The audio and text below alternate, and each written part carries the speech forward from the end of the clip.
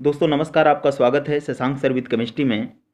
आज मैं फिर 10th के लिए केमिकल रिएक्शन पे बात हम कर रहे हैं। केमिकल रिएक्शन जिसको रासायनिक अभिक्रिया कहा जाता है। मैंने कल आप लोगों को नोट्स भी भेजा था और उसके बारे में बताया था, उसी के आगे आज कंटिन्यू कर रहा हूँ और इसका नोट्स भी कल आपको भेजा जाएगा और इसे देख लीजिएगा आज पूरा। इसको कल मैंने समझाया था बेटा आप लोगों से कि रासायनिक अभिक्रिया केमिकल रिएक्शन उसको कहा जाता है जहां पर दो पदार्थ आपस में रिएक्ट करके, दो या दो से ज्यादा या एक से ज्यादा पदार्थ आपस में रिएक्शन जब करते हैं, रिएक्ट करके जब कोई नया प्रोडक्ट बनाते हैं, जब कोई नया उत्पाद बनाते हैं, तो उसे क्या कहा जाता है? रासायनिक अभिक्रिया कहा जाता है। यानी हमने आपसे कहा था कि two or more substance react with each other that prepare the new substance that is a form of product that is called the chemical reaction. यानी हमें केमिकल रिएक्शन कराना है तो हमें क्या चाहिए? दो या दो से अधिक क्या चाहिए? रिएक्टेंट होना चाहिए, अभिकारक होना चाहिए। जब तक अभिकारक आपस में रिएक्ट नहीं करेंगे, जब तक रिएक्टेंट आपस में रिएक्ट नहीं करेंगे, हमारी अभिक्रिया पूरी नहीं होगी।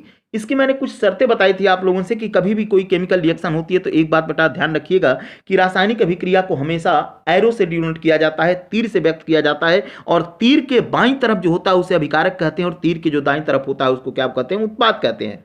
यानी एरो के जो लेफ्ट साइड में होता है उसे रिएक्टेंट कहा जाता है और एरो के राइट साइड में जो होता है उसको क्या कहा जाता है? प्रोडक्ट कहा जाता है। और मैंने ये भी कहा था आप लोगों से कि जब कोई केमिकल रिएक्शन चलती है तो वहां पर पदार्थ की फिजिकल स्टेट चेंज हो जाती है, भौतिक अवस्था उसकी बदल जाती है। जैसे सपोज करिए कि हाइड्रोजन और ऑक्सीजन आपस में मिलकर के वाटर बनाते हैं, तो hydrogen react with the oxygen that prepare the water. In this condition hydrogen find in the gaseous position and oxygen find in the gaseous position but water find in a liquid position, that is the product।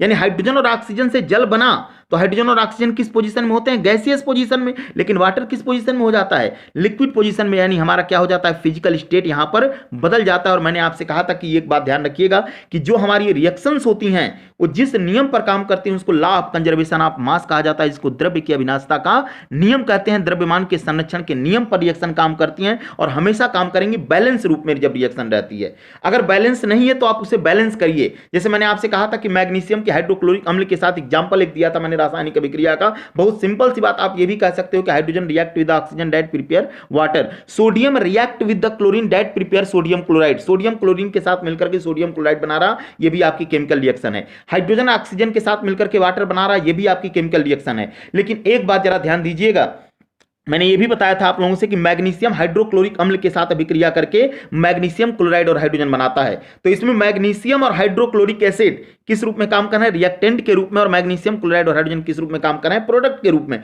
इसका example भी मैंने लिख के दिया था। यानी magnesium react with the hydrochloric acid. Magnesium का symbol होता है Mg, हाइड्रोक्लोरिक एसिड का फार्मूला बेटा होता है HCl। जब इसको आप बैलेंस करोगे तो Mg + 2HCl is equal to MgCl2 + H2। एक हमारी केमिकल रिएक्शन ये हो गई थी। कल एक रिएक्शन और बताया था मैंने कि barium chloride react with the sodium sulphate. Barium chloride का फार्मूला होता है BaCl2 और सोडियम सल्फेट का फार्मूला होता है Na2SO4। यानी barium chloride react with the sodium sulphate that prepare the barium sulphate and the sodium chloride. यानी barium chloride की अगर सोडियम सल्फेट के साथ अभिक्रिया होती है तो बेरियम सल्फेट और सोडियम क्लोराइड बनता है। तो मैंने आपसे कहा था कि इसमें जो लेफ्ट साइड में होगा वही क्या होगा? आपका रिएक्टेंट होगा। यानी बेरियम क्लोराइड और सोडियम सल्फेट आपके क्या होंगे? रिएक्टेंट होंगे और बेरियम सल्फेट और सोडियम क्लोराइड क्या हो जाएगा? आपका प्रोडक्ट हो जाएगा और आपकी रिएक्शन क्या हो जाएगी? पूरी हो जाएगी। इसके बाद हम बेटा आगे बात करते हैं कि जो केमिकल रिएक्शंस होती हैं इनको कई भागों में बांटा गया है। यानी रासायनिक अभिक्रिया को कई भागों में बांटा गया है। इसकी शर्तें हमेशा याद रखिएगा कि पदार्थ की अवस्था में परिवर्तन हो जाता है, यानी मैटर का जो फिजिकल स्टेट होता है वो चेंज हो जाता है। मैंने इसका एग्जांपल दिया हाइड्रोजन और ऑक्सीजन के साथ कि हाइड्रोजन और ऑक्सीजन मिलकर के अगर वाटर बनाते हैं तो हाइड्रोजन और ऑक्सीजन गैसियस पोजीशन में होते हैं और वाटर किस पोजीशन में होता है? आपका लिक्विड पोजीशन में। केमिकल रिएक्शन की सबसे प्रमुख बात यही होती है कि रिएक्टेंट और प्रोडक्ट के बगैर आप कोई काम नहीं कर सकते हो। जब तक रिएक्टेंट आपके पास नहीं होगा तब तक प्रोडक्ट हमारा नहीं बनेगा। केमिकल रिएक्शन को, रासायनिक अभिक्रिया को कुछ भागों में बांटा गया है। सबसे पहली अभिक्रिया आती है योगात्मक अभिक्रिया। First reaction is the addition reaction, combination reaction.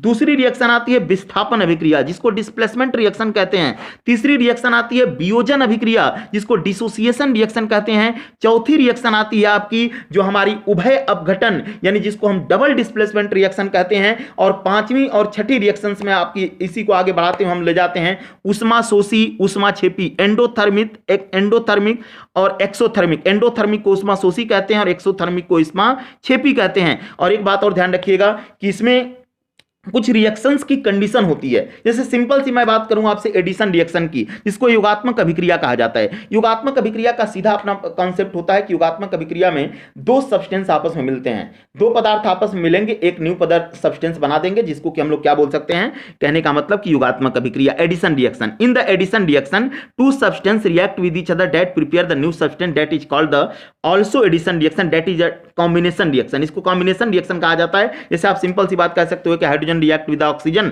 That prepare the water, तो ये भी आपका एक क्या है, कॉम्बिनेशन रिएक्शन है। Sodium react with the chlorine that prepare the sodium chloride, ये भी आपका कॉम्बिनेशन रिएक्शन है। यानी सोडियम क्लोरीन के साथ मिलकर के सोडियम क्लोराइड बनाता है, ये भी आपका कॉम्बिनेशन योगात्मक अभिक्रिया है। तो मेरे कहने का मतलब यह है कि कॉम्बिनेशन रिएक्शन जहां पर होती है, जहां पर एडिशन रिएक्शन होती है, उसमें ध्यान रखिएगा कि एडिशन रिएक्शन की सबसे प्रमुख बात यह होती है कि दो सब्सटेंस आपस में मिलकर के एक न्यू सब्सटेंस बनाते हैं, और यही इसकी सबसे बड़ी खासियत है। चाहे आपके पास कैल्शियम ऑक्साइड है, कैल्शियम ऑक्साइड का फार्मूला होता है CaO, अगर ये रिएक्ट करता है वाटर के साथ तो वाटर का फार्मूला होता है H2O, और दोनों मिलकर के कैल्शियम हाइड्रोक्साइड बनाते हैं, जिसका फार्मूला CaOH का होल ट्वाइस होता है, जिसको बुझा चुना या सेलेक्ट लाइम कहा जाता है। तो ये भी एक प्रकार की क्या है, कॉम्बिनेशन रिएक्शन है। अगर मैंने आपसे कहा था कि magnesium react with the chlorine that prepare magnesium chloride, कोई भी सब्सटेंस में बाहर नहीं हो रहा है, that is called the combination reaction. Addition reaction की यही सबसे बड़ी पहचान होती है, और इसका नोट्स मैं आपको आगे बना के भेजूंगा, और इस वीडियो को बहुत कायदे से देखिएगा, और इसमें से अपने आप नोट करके मुझे दिखाइएगा